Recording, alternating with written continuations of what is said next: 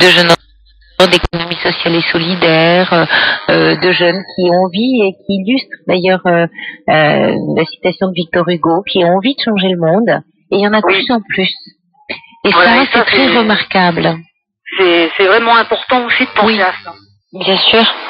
Voilà. Et de les regarder, de les remarquer, de les entendre.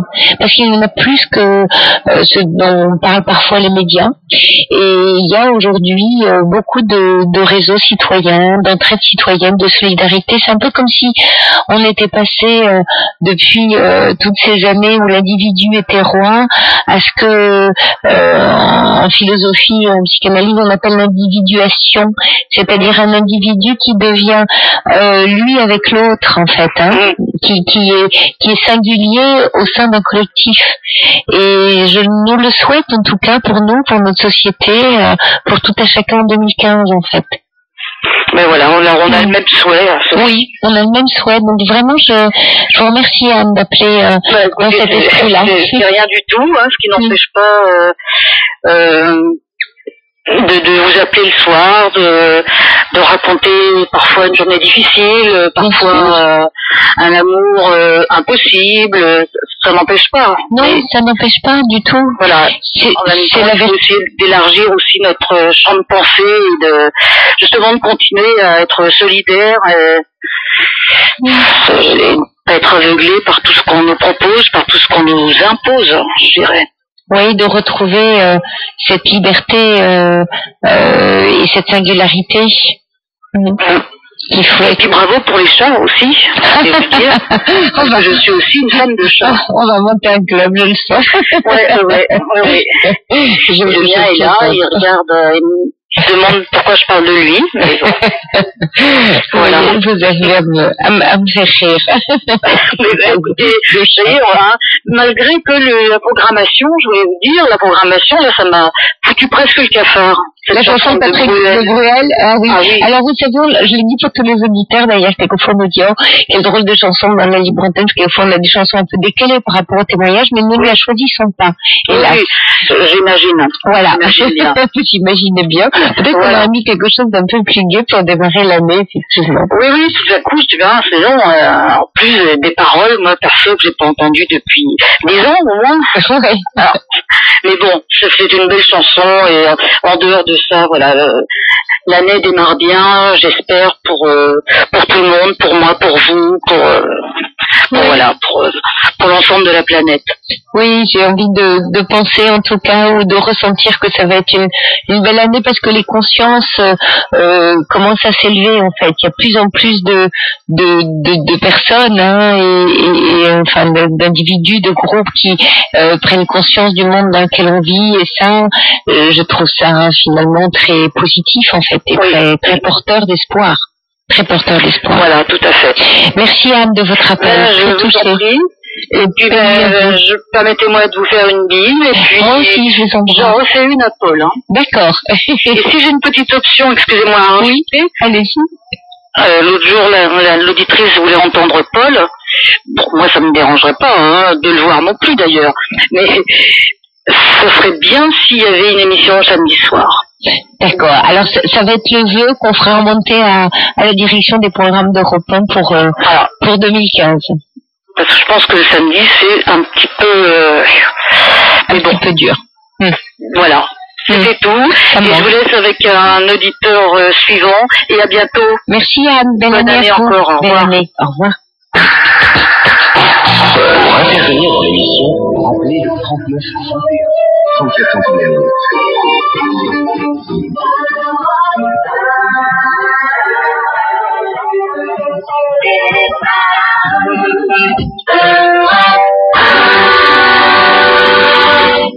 Et puis avant d'accueillir Yolande à l'antenne, moi je continue à vous lire avec bonheur tous vos messages.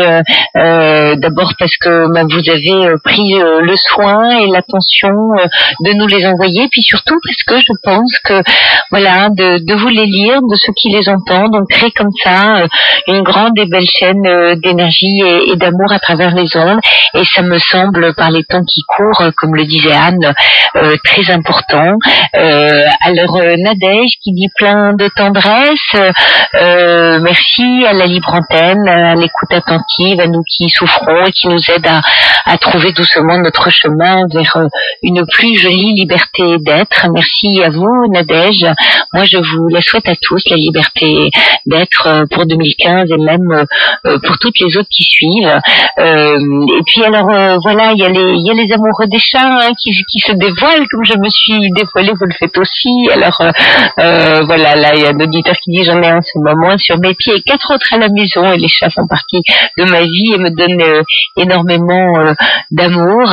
Et puis également Marika, tous mes vœux pour la nouvelle année nous dit Marika.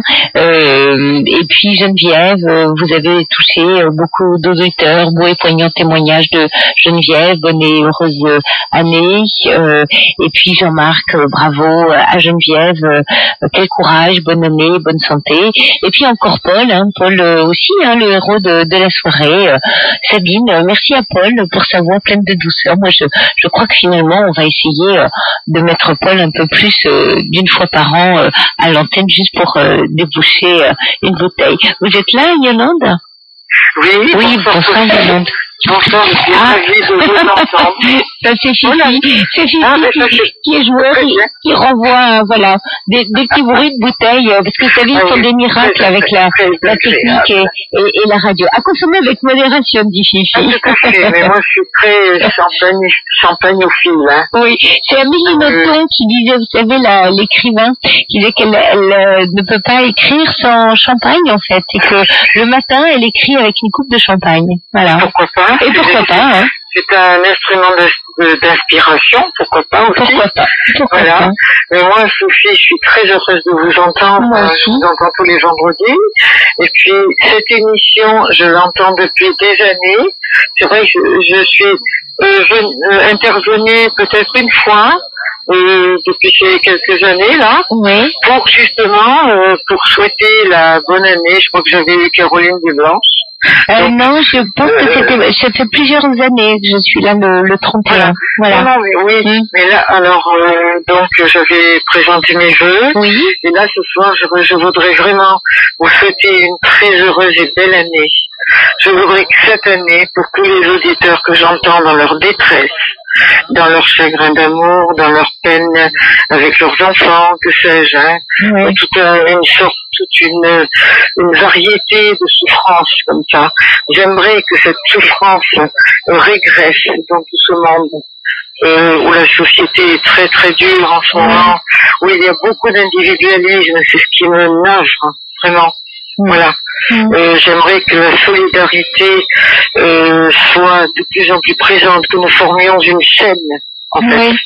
Et je crois, Yolande, que vous n'êtes pas seule à avoir ce souhait. Je l'ai aussi, mais je crois qu'on est de plus en plus nombreux, en fait. Voilà. Je crois que on commence à trop souffrir finalement d'individualité, et puis on commence à réaliser, c'est tant mieux, que on n'est pas grand chose sans l'autre, et que l'autre nous est tellement important, tellement essentiel. Alors que ce soit effectivement de l'amour, mais du travail, de l'amitié, de la famille, enfin plein de sortes d'autres, mais ça peut être un commerçant qu'on voit le matin, ça peut être quelqu'un qu'on croise dans la rue. Voilà, moi j'aime bien on est importants les uns pour les autres. Je vous assure, je m'occupe, je suis un professeur de musique à la retraite, je m'occupe de paroisse, justement, et je rencontre dans mon quartier un SDF. Je m'arrête toujours pour lui parler. Toujours. Ah oui, s'il a besoin. Allez. Eh bien, écoutez, si vous avez besoin de parler, je suis là. Je pense que on a un mot. Ces gens qui vivent dans la rue, c'est terrible. Il faut savoir les regarder, il faut savoir les écouter aussi. Voilà, je pense que c'est quelque chose de... C'est peut-être une petite goutte d'eau qu'on apporte. Un tout petit réconfort qui fait du bien. Voilà. C'est toutes ces petites choses qu'il faut donner. Vous savez, moi j'admire votre métier d'ailleurs, qui est la psychothérapie. Et je vous assure que mon second métier aurait été celui-ci. J'aurais aimé. Alors, j'ai fait un petit peu cela parce que j'ai perdu pas mal d'amis d'une longue maladie. Je les ai aidés à lutter, à se battre, à toujours croire, à toujours espérer. Et malheureusement, la maladie a eu raison de ces personnes. Mais jusqu'au bout, vous voyez, jusqu'au bout, j'étais là, par le bout du fil, à les écouter, même à aller leur rendre visite aussi. Et ça, vous voyez, ça aurait été quelque chose que j'aime. Ce qui me semble très important dans ce que vous dites, Yolande, c'est la foi dans l'autre. C'est croire en l'autre, c'est la foi dans l'être humain. Hein. C'est dans la foi dans son merveilleux, dans ses capacités à être. C'est ça aussi, hein, d'être thérapeute. Hein. On a foi dans l'autre, dans sa capacité à s'en sortir, à faire avec les difficultés de la vie. Parce que les difficultés, nous les avons, mais toute la question est de savoir qu'est-ce qu'on va en faire et comment on va pouvoir en faire quelque chose. Comment on va pouvoir les aborder, comment les appréhender. Et quelquefois, ils nous submergent, c'est trop douloureux, trop difficile. Et là, il faut une main, une épaule, un yeux, une rencontre, quelqu'un qui nous dit, on va peut-être pouvoir traverser ensemble. C'est ça. Un petit bout de chemin. D'accompagner les gens. D'accompagner. C'est ce que j'aimerais faire plus tard, parce que j'ai une maman de 92 ans à la maison. Donc, je me disais qu'un jour, j'aimerais m'occuper de gens qui sont en soins palliatifs, à savoir près de la fin de vie. Vous voyez, et d'aller les accompagner, d'aller leur parler, parce que ces gens sont seuls avec leur souffrance, et c'est très dur. C'est très dur. Et vous avez maintenant de plus en plus de services qui accompagnent dans les soins palliatifs. Et en même temps, voyez, vous me dites que vous accompagnez votre maman. Il me semble qu'il y a, et c'est quelque chose peut-être qu'avec le grand âge, on va redécouvrir. Il y a beaucoup de vertus à accompagner les personnes âgées, parce qu'on se rend compte qu'on est finalement bien peu de choses. Ça nous donne une humilité, une humanité, parce qu'on a affaire à un être humain qui redevient un petit enfant, en fait. C'est ça. Alors, c'est simplement de l'amour, moi je dis. Des caresses de temps en temps. Il faut en profiter.